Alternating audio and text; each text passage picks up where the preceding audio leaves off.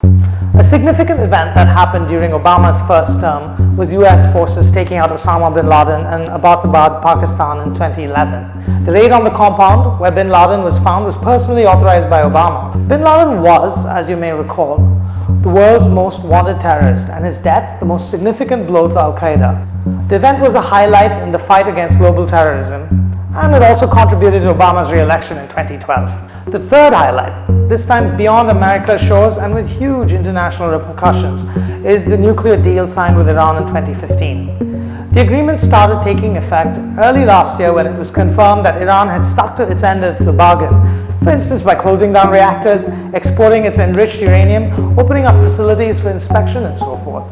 In return, the US and its international partners removed some sanctions against Iran. Others continue to remain or have been extended as of last month. The Iran deal is a huge strategic success for Obama, whose handling of the Syrian conflict has more than just tarnished his record in the Middle East.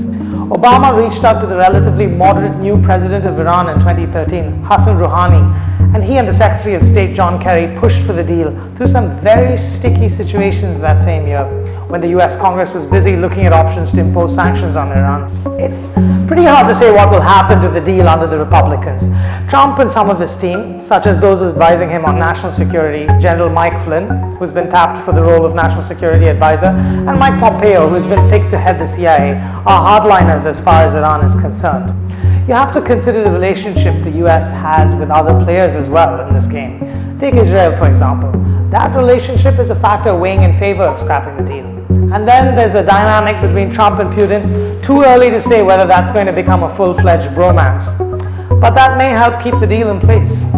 Just a few days ago, Senator Bob Corker, who chairs the US Senate Foreign Relations Committee, said that he did not expect the deal to be thrown out. How exactly this pans out? Well, we'll just have to wait and see.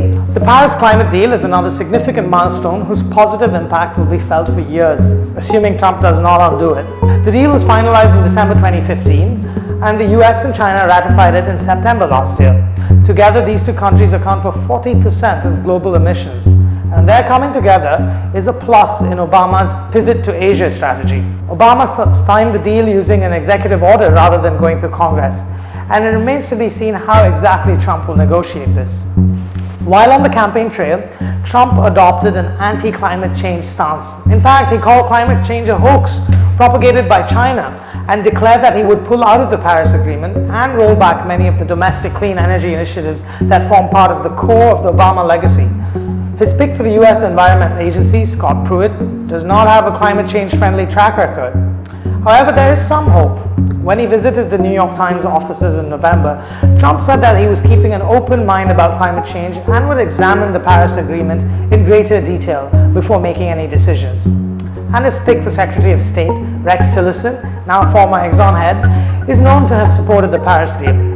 While speaking of international deals and pulling out of them, let's not forget the Trans-Pacific Partnership, one of the pillars of Obama's Asian pivot, signed by 12 countries who account for about 40% of world trade. The deal has not been ratified yet, and Trump has said he will pull out of this one too, and he is likely to pull out of this one. The deal will not come into effect without the US ratifying it. One final highlight of the Obama administration is the normalization of relations with Cuba.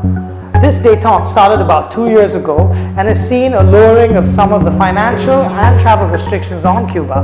Obama traveled to Cuba in March last year, the first US president to do so since 1928. Again, Trump has said he will roll back some of the normalization of relations. So that too is something we'll just wait and watch.